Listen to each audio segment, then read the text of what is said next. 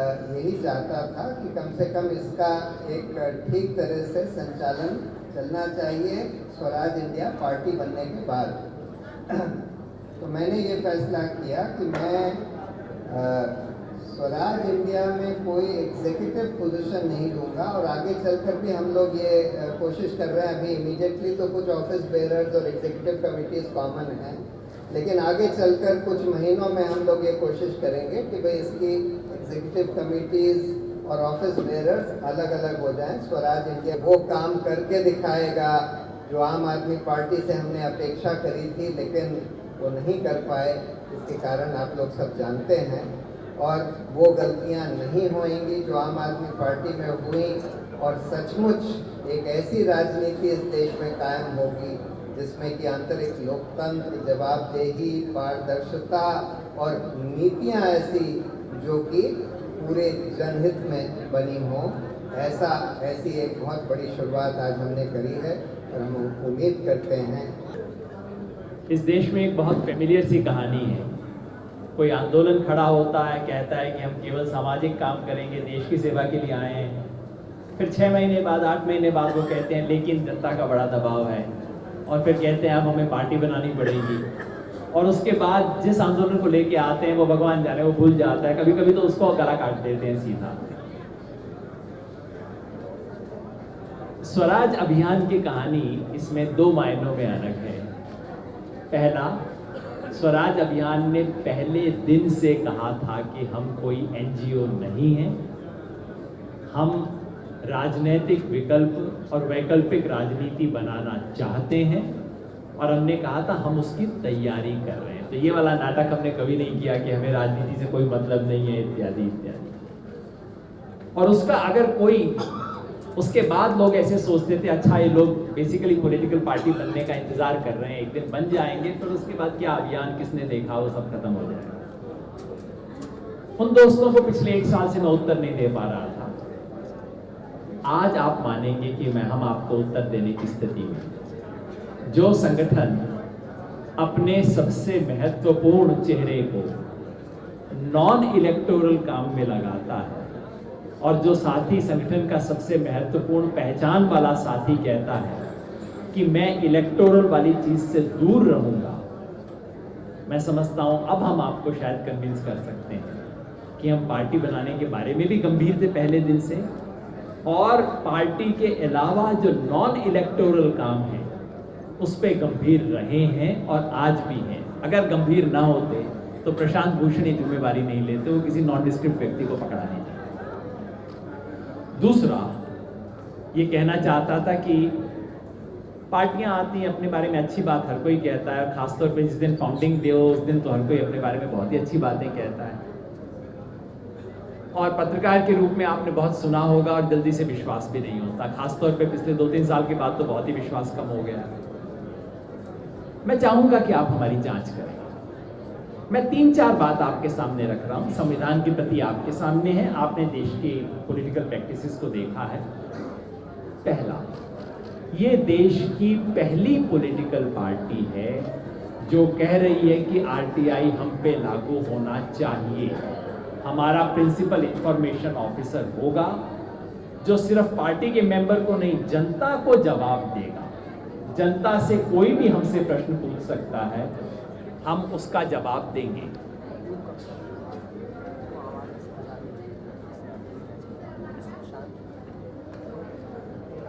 अभी मुझे बताया गया कि कुछ साथियों की आवाज बहुत आ रही है। थोड़ा उसको दूर में रख के जोर से बोलिए जिससे इसमें आवाज है। यहाँ कमरे में जितने भी वॉलंटियर हैं, मैं सबसे अनुरोध करूंगा कि कृपया चुप हो जाएं या कमरे से बाहर चले जाएं। माफ कीजिए, मैं कोई आइडिया नहीं लगा इसका। पहला दावा कि ये देश की पहली पॉलिटिकल पार्टी है जिसने आरटीआई को स्वीकार किया है, जो प्रिंसिपल इंफॉर्मेशन ऑफिसर को अपॉइंट कर रही है, और सिर्फ पार्टी के मेंबर नहीं, सिर्फ पॉलिटिकल क्लास के लोग नहीं, जनता में कोई भी व्यक्ति हमसे पूछ सकता है आपकी मीटिंग के मिनट्स कहाँ हैं, आपने फंड कहाँ से लिए हैं, आपके पदाधिकारी कौन हैं, फला निर्णय का क्या कारण है। दूसरा, मेरे विचार में देश की पहली पॉलिटिकल पार्टी है जो विप लगाने में अपने हाथ को बांध रही है। नहीं तो विप तो ऐसा कोड़ा है जो पता नहीं हमेशा हर पार्टी किसी पे कभी भी इस्तेमाल करती रहती है। हम ये नहीं कह रहे कि एंटी डिफेक्शन लॉ खराब है, अच्छा लॉ है। और जो खरीद फरोख्त एमएलए एमपी की होती है उसको रोकने के लिए जरूरी है vote of confidence, vote of no confidence में बांधने के लिए जरूरी है। नहीं तो एकदम खुल्लम खुल्ला खरीद फरोख्त हुआ करती थी इससे पहले। लेकिन इसका मतलब ये थोड़ी है कि आप बता दो कि असेंबली में आप क्या बोल सकते हो, क्या नहीं बोल सकते, किस रेजोल्यूशन के लिए क्या करोगे, किस में चुप रहोगे, किस में। ये तो बिल्कुल हमारी पार्लियामेंट और असेंबलीज की गरिमा समाप्त हो गई है। ये तो नाटक हो गया है अब तो वहाँ बिल्कुल। तो हमने तय किया है कि कॉन्फिडेंस नो कॉन्फिडेंस मोशन के सवाल को छोड़ के हमारी पार्टी विप का इस्तेमाल नहीं करेगी।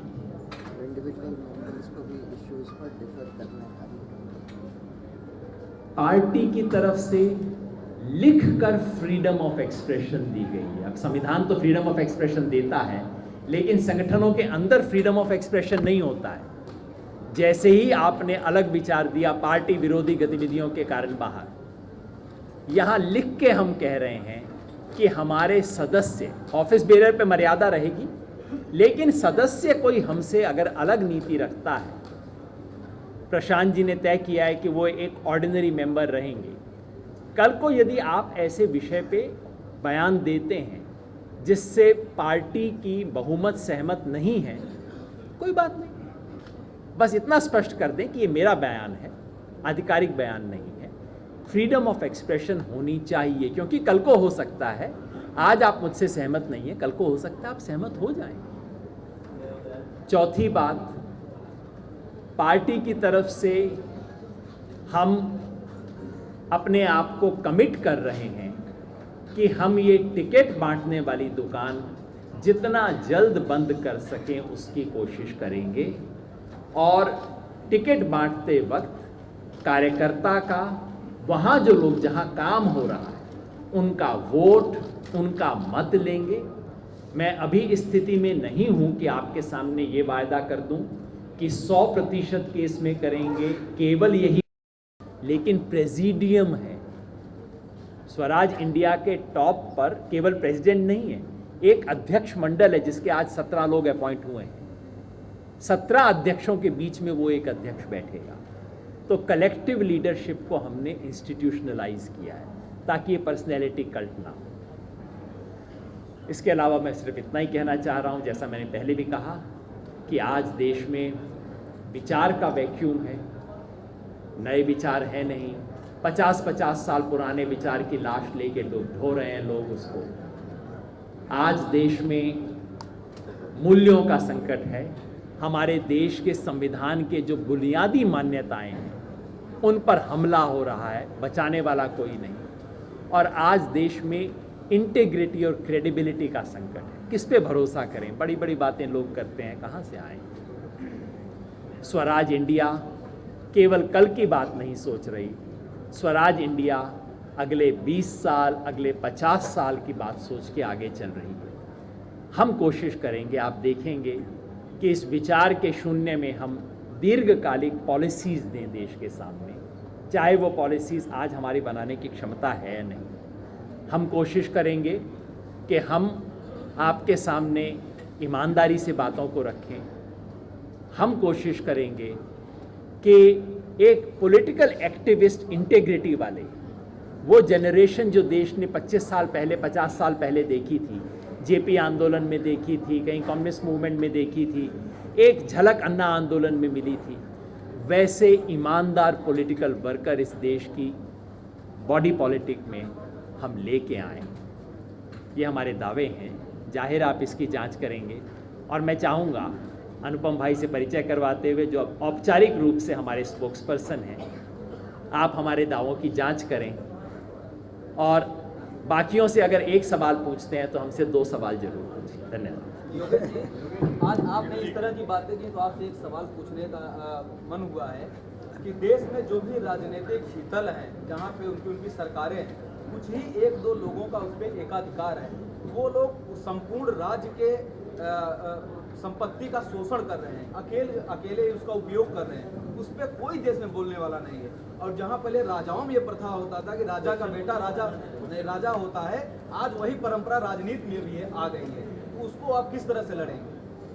आपने बिल्कुल ठीक कहा, ये इस तरह का सामंतवाद हर तरफ आ गया है, चाहे कोई अपने आप को समाजवादी कहे या पता नहीं क्या क्या नाम रखते हैं। ये तो शुद्ध सामंतवादी, परिवारवाद और व्यक्तिवाद हर तरफ आ गया है। मैंने आपको 2-3 बातें कही। पहला ये, हमने प्रेसिडियम इस पार्टी में बनाया है, एक प्रेसिडेंट नहीं है, प्रेसिडेंट है जो मुझे काम दिया गया है, लेकिन प्रेसिडियम है, वो 17 लोग तय करेंगे और जब चाहे इस प्रेसिडेंट को कान पकड़ के बाहर निकाल सकते हैं। और आज इंडिया हो गया, अब पंजाब में इलेक्शन लड़ेंगे आप लोग या नहीं? क्योंकि आप लगातार कह रहे थे कि राजनीतिक पार्टी नहीं है। पंजाब के साथ उत्तर प्रदेश है, गोवा है और बहुत सारे राज्य मणिपुर है, उसके बाद गुजरात है। चुनावों में बता दें, चुनावों में पार्टी बनाने का मतलब है कि हम चुनावी राजनीति में दखल देना चाहते हैं, लेकिन इसका मतलब ये नहीं है कि जहां भी चुनाव होगा वहां हम जाके अच्छा गोवा में 40 है, चलो 40 टिकट जेब में लेके चले गए 40 बांटने के लिए। ये तो बहुत अगंभीर राजनीति होगी। हमें ये 4 स्टेट्स का आपने नाम लिया, पंजाब, उत्तर प्रदेश, गोवा और दिल्ली, इन 4 प्रदेशों का आपने, उत्तराखंड, 5 का नाम लिया। मैं आपको इस वक्त बैठ के पार्टी के गठन के 2 घंटे के अंदर बिना प्रेसिडियम की मीटिंग के निर्णय सुना दूं तो उसका यही अर्थ निकलेगा जो आपने कहा था कि फैसला तो एक व्यक्ति लेता है। लेकिन चूंकि साथियों से काफ़ी बात चलती रही है, मैं आपको वो बात दोहरा देता हूं जो अब तक हमने बातचीत की है, सोचा है। पंजाब में इस वक्त एक वैकल्पिक मोर्चे की सख्त ज़रूरत है। आम आदमी पार्टी से निराश होने के बाद वहाँ एक नया मोर्चा बनना पंजाब की ज़रूरत है। नहीं तो पंजाब उन्हीं अकालियों, उन्हीं कांग्रेस पे जाने के लिए अभिशप्त हो जाएगा। हमने कई महीनों से कहा है कि डॉक्टर गांधी के नेतृत्व में जो विकल्प पंजाब में तैयार हो रहा है, हम उसके साथ हैं, उसके पीछे खड़े हैं। पिछले कुछ दिनों में काफ़ी इंपॉर्टेंट डेवलपमेंट्स हुए हैं पंजाब में, कई एक वैकल्पिक शक्तियां आई हैं। हमारी इच्छा है, हमारी आशा है कि ये सब वैकल्पिक शक्तियां जुड़ के पंजाब में एक प्रभावी ऑल्टरनेटिव देंगी। अगर वो देंगी तो मुझे विश्वास है कि हमारे साथी चाहेंगे कि हम जाके उसका समर्थन करें। पंजाब की बात, उत्तर प्रदेश, उत्तराखंड पे अभी हम कुछ कहने की स्थिति में नहीं है। बहुत विशाल प्रदेश है उत्तर प्रदेश, और उसमें कोई 4 महीने का बच्चा जाके कहे कि मैं ये कर दूंगा, वो कर दूंगा, तो वो बहुत बड़ी बात हो जाएगी। गोवा में चुनाव है, लेकिन मैं आपको और बता सकता हूँ, ये भी हमारा एजेंडा नहीं है कि जहाँ जहाँ आम आदमी पार्टी जाएगी पीछे पीछे हम जाएंगे उनका खेल खराब करने के लिए। ये हमारी राजनीति नहीं है। हमें सकारात्मक रूप से अपनी राजनीति करनी है। दिल्ली एमसीडी के बारे में साथियों में बात चलती रही है। आज शांति भूषण जी का आह्वान हुआ कि और कुछ करो ना करो, तुम यहाँ पे तो कुछ करो। और जाहिर है जब दिल्ली में जिस तरह का हमें अब तक रेस्पॉन्स मिला है, इस पार्टी की आज भी सबसे ज़्यादा मेंबरशिप दिल्ली से है। और मैं आपको बताता हूँ, मैं किसी वार्ड में आज तक नहीं गया जहाँ 20-25 पुराने कार्यकर्ता आके रोना शुरू ना कर दें कि आपको पता है क्या हुआ हमारे साथ। एक बहुत बड़ा आदर्शवादियों का समूह आज भी दिल्ली में इंतज़ार कर रहा है किसी विकल्प का, तो वो एक जिम्मेवारी तो बनती है। लेकिन जैसा मैंने पहले कहा, बिना कसौटियाँ बनाए, बिना ये कहे कि भाई ठीक है 272 चलो 272 में चले जाओ, ये तो अगंभीरता है। हम अपनी कसौटियाँ बनाएंगे और कसौटियाँ आपके सामने रखेंगे ताकि आप जांच कर सकें कि हम अपनी कसौटियों से पूरा उतर के चुनाव लड़ रहे हैं या बाकी पार्टियों की तरह चुनाव लड़ रहे हैं। सवाल गोरक्षा को लेके हर जो साधु संत है वो भी नाराज हैं, उसकी ऐसा बयान क्यों दिया गया है, उस पर क्या? नहीं, प्रधानमंत्री ने जो कहा उस